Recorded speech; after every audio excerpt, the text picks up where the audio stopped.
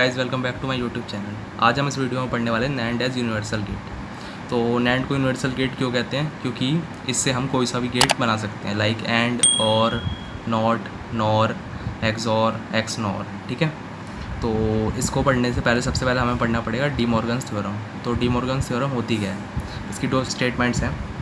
सबसे पहली स्टेटमेंट है complement of sum of all the terms is equal to the product of complement of each term. फिर second statement है complement of product of all the terms is equal to the sum of complement of each term.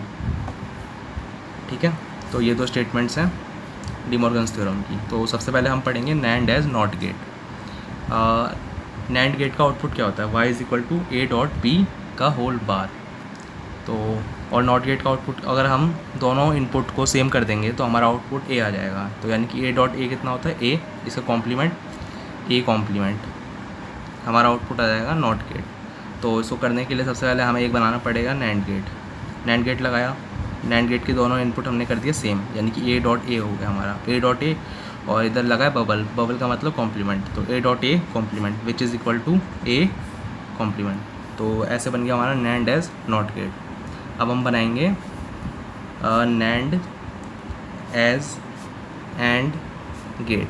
ठीक है, तो NAND gate का output अभी हमने देख ही लिया, y is equal to a dot b का होल कॉम्प्लीमेंट। और एंड गेट का आउटपुट क्या होता है? एंड गेट, इसका आउटपुट होता है a dot b, which means हमें नैंड गेट का जो आउटपुट है उसे कॉम्प्लीमेंट करना पड़ेगा। तो यानी कि y is equal to a dot b का होल कॉम्प्लीमेंट एक और बार, which will be equal to a dot b। इसको करने के लिए हमें क्या करना चाहिए? देखो, सबसे पहले हमने यूज़ करा नैंड गेट। ठीक है, नैंड गेट यूज़ करा a और b, तो हमारा आउटपुट क्या आया? a डॉट b का होल बार। अगर हम इसी के आगे एक नॉट गेट लगा देंगे तो हमारा आउटपुट क्या बन जाएगा? a डॉट b बार का bar, which is equal to a dot b। पर हमें ये परफॉर्म कैसे करना है? नैंड गेट से। तो इसके लिए हमें, अभी हमने पिछली थोड़ा सा ऊपर पढ़ा था कि अगर हम नैंड गेट की दोनों इनपुट को सेम कर देंगे तो वो नॉट गेट की तरह वर्क करेगा। तो इसके लिए हम आगे एक और नैंड गेट लगाएंगे। तो एक NAND gate a and b which will be equal to a dot b का होल बार, फिर अगला नैंड गेट लगेगा। हमने आउटपुट शॉर्ट कर दिया, तो हमारा आ गया a डॉट b का bar which will be equal to a dot b। तो हमारा ये हो गया नैंड एज एंड गेट। अब हम करेंगे नैंड एज और गेट। नंबर 3, नैंड एज और गेट। ठीक है, इसको करने के लिए हमें सबसे पहले और गेट का आउटपुट देखना है। और गेट का आउटपुट क्या होता है?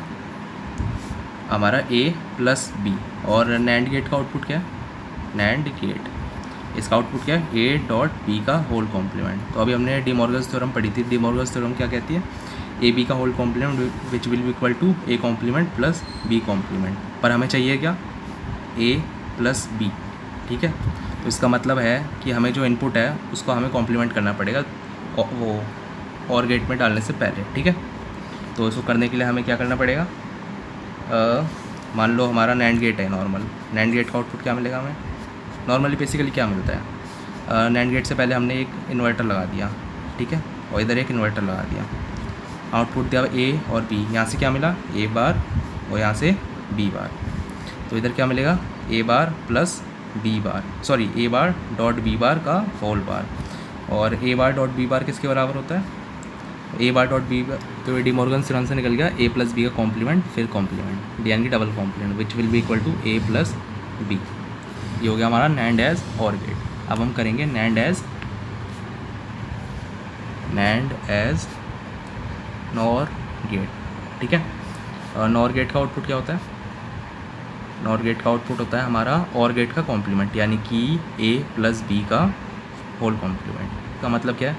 ये और गेट का जो हमारा आउटपुट आएगा उसको हमें कॉम्प्लीमेंट करना पड़ेगा। ठीक है, और नैंड एज और गेट में जो हमने इन्वर्टर लगाया था उसको हम चेंज कर देंगे नैंड गेट से। तो इसका आउटपुट क्या निकलेगा? इधर हमने लगाया नैंड गेट सिंगल इनपुट वाला। अभी मैंने आपको बताया था कि सिंगल इनपुट होगा तो नॉट गेट की तरह वर्क करेगा। तो इसका आउटपुट मिल जाएगा a बार। इधर भी सेम करेंगे हम, आउटपुट मिल गया b बार। ठीक है, फिर इसको हमें जॉइंट करना है एक और नैंड गेट से। तो आउटपुट क्या मिलेगा? a bar dot b bar का whole bar, which will be equal to A plus B by using De Morgan's theorem. अब हम वापस आ जाते हैं अपने नैंड एज नॉर गेट पे। तो नॉर गेट आउटपुट क्या आएगा, और गेट का complement which is equal to A plus B का होल कॉम्प्लीमेंट। तो इसको निकालने के लिए सबसे आसान बताता हूँ मैं। अभी हमने नैंड एज और निकाला था, तो इसी को हम कॉम्प्लीमेंट कर देंगे, ठीक है। नैंड एज और कैसे निकाला था, एक इनपुट दिया हमने नैंड गेट से, मतलब सिंगल इनपुट नैंड गेट, तो which will work as complement और नॉट गेट। एक और इनपुट दिया, ये इनपुट हुआ बी, इधर आया बी बार, एक और नैंड गेट से हम पास करेंगे, तो इधर आ जाएगा हमारा ए प्लस बी, तो इसका आया ए प्लस बी। तो अभी हमने देखा था कि अगर हम सिंगल इनपुट से वापस देंगे, यानी कि नॉट गेट की तरह को नैंड गेट को वर्क कराएंगे, तो हमारा आउटपुट क्या आएगा, इसका कॉम्प्लीमेंट। तो एक और हमने नैंड गेट लगाया, तो हमारा आंसर आया ए प्लस बी का होल कॉम्प्लीमेंट। तो ये हो गया हमारा नैंड एज नॉर गेट। अब हम अगली वीडियो में करेंगे नैंड एज एक्सॉर गेट और नैंड एज एक्सप्लोर गेट। तो थैंक्स फॉर वॉचिंग। अगर मेरी वीडियो पसंद आई हो तो उसे लाइक कर सकते हैं, चैनल को सब्सक्राइब कर सकते हैं और वीडियो को शेयर कर सकते हैं। Have a good day.